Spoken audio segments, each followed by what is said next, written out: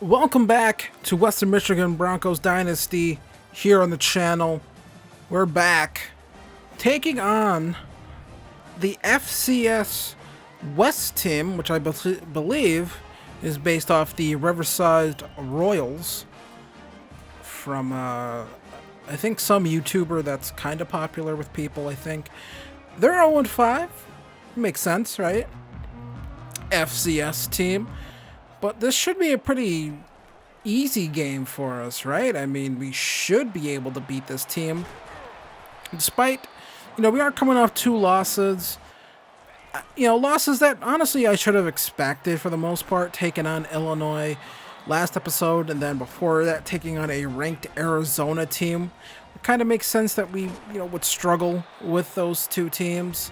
But we were pretty close to getting wins in those games. So, as disappointing as those losses were, they're not completely terrible. So we come back here now, looking to take on this FCS team. We're moving the ball pretty good here. 3rd and 10 is, hey, my phone's going off. It always likes doing this. I'm not sure why I felt the need to tell me that. My phone just told me that Christian McCaffrey is going to miss Monday Night Football. I read that like an hour ago, so I'm not sure why it's telling me now.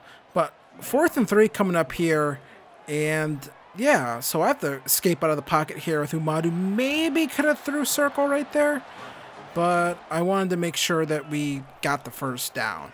So we run a little bit of quarterback, little read option right here. Haven't run that too much here in this series yet, but then we have another option play.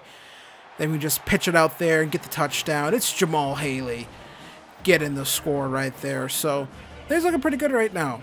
Somewhat, despite the fact that we had to actually pick up a 4th down conversion to keep the drive going. So 2nd and 9 here. Here come the Royals, and they pick up a decent amount of yards on that play. So 3rd and 1, we figure they might run the football. Instead, it looks like it's going to be a play-action play here, but Aaron Wofford able to get out there, tackle the tight end, and they're going to punt the ball back to us. We come back here, 1st and 10, little RPO action here to Meredith. Try cutting it back inside. He spins off one guy, gets brought down right at the 20. So Jordan Meredith, nice play right there. We're going to come back again here. Shotgun formation, 2nd and 10. Going to throw this one here. It's going to be Wooten, and Wooten is going to go rolling and rumbling into the end zone. Touchdown, Broncos. And we're up 14-0 here. And so this is looking like, hey, a pretty easy day at the office. 3rd and 4 now coming up here. Quarterback throws this one, sidearm slings it, gets it down right there. They convert, so now we come back 2nd quarter, 2nd and 3. They're going to throw out here a little curl route. I feel like the CPU on these zones don't defend the curl routes very good. I get it's a zone, but, when they're sitting down on a route like that, you think the CPU would, kind of recognize, oh, this guy's doing that. I get it's a zone, and you probably have some other issues with that, but either way, CPU makes an insane play right here. Yeah, I mean, it's the CPU quarterback. I mean, they do what they do. There's not, they just do what they do. It doesn't matter what their overall is. It doesn't matter if they're FCS or not. They're going to make, throws that, if we're being honest, they probably shouldn't. They should be playing more within their means. 3rd and 4 here. We have to get outside the pocket here. Throw this one. This is a dot from Umadu right there. That is just an awesome throw right there from him. Then we come back. Another RPO little action here to Meredith again. Pick up the 1st down. And we're driving again here. So, if our defense can't, stop them, well, our offense will just have to outscore them, I guess. It's just what it's going to have to be this season. And we get this ball to Alec Ayomanor again. Pick up some big yardage right there. Almost got him in the end zone for a touchdown. We come back again here to Meredith. Another RPO. And that's just a pretty easy drive, all things considered. We get the touchdown right there. We go back up by 2 scores. And things are looking good here. So still the 2nd quarter. We get the ball back after a quick 3 and out for them. Jamal Haley cuts this one back outside, and if we did get caught on that linebacker and get spit back out, I think we could have been able to take this one to the house. So Haley here is going to get an angle here, and this time he is going to take this one. Going to be a house call right there.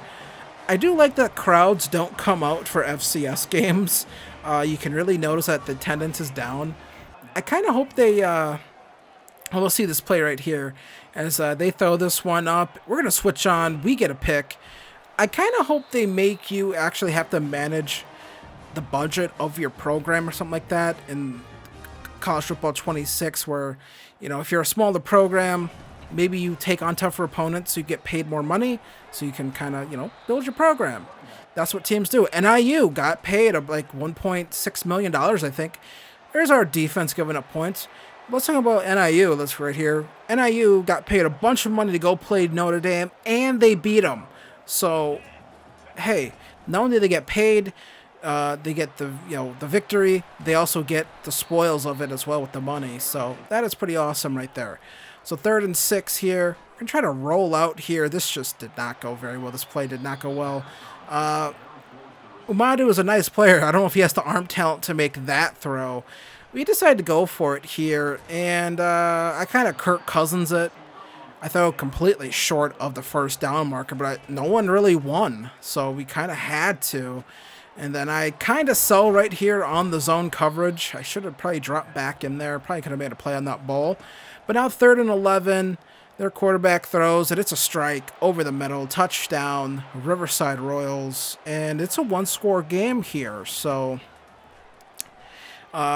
just having to navigate the pocket a little bit. Our guys are just not winning, and I can definitely tell just this wide receiver group this year is just not the best. You know, again, I really think losing those recruiting battles with some of those receivers we had, a bit painful this year. And we didn't really have guys able to step up, I feel like. Mortimer has been good, but Mortimer was good last year.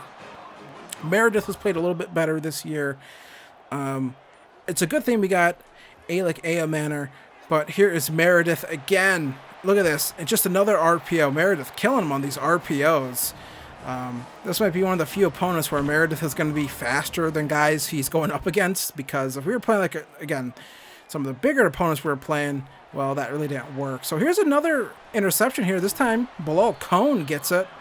So there's about 4 minutes, 28 seconds here.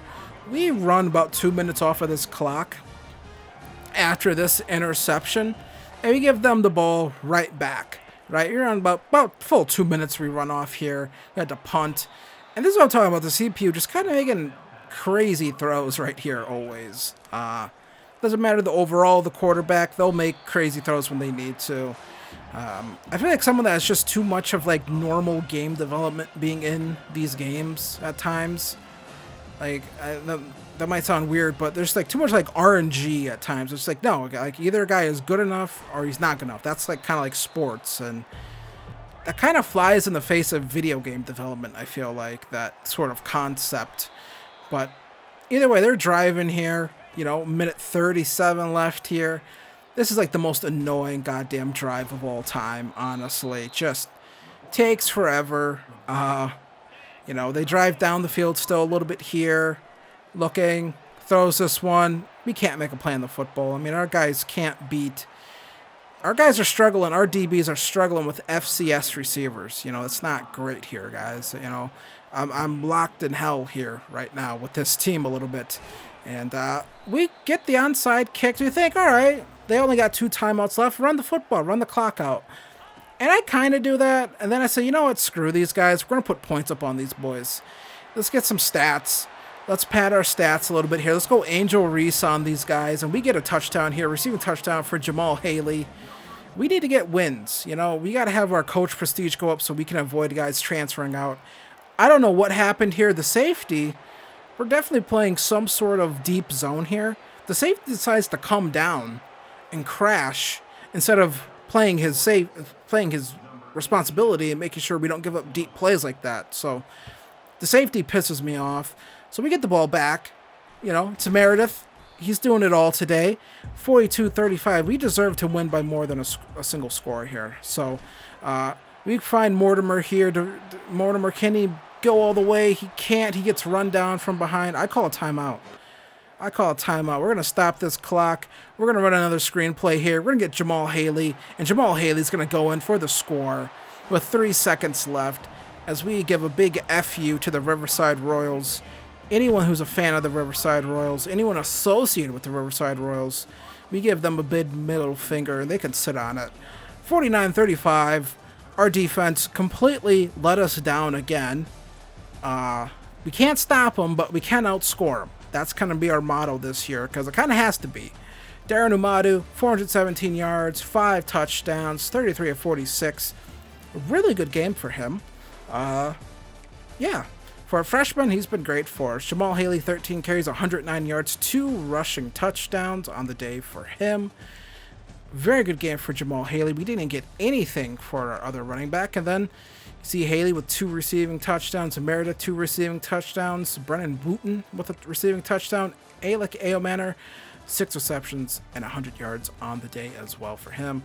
And then defensively, we were able to get some interceptions. We got 2. One from Cohen, one from Damian Robinson.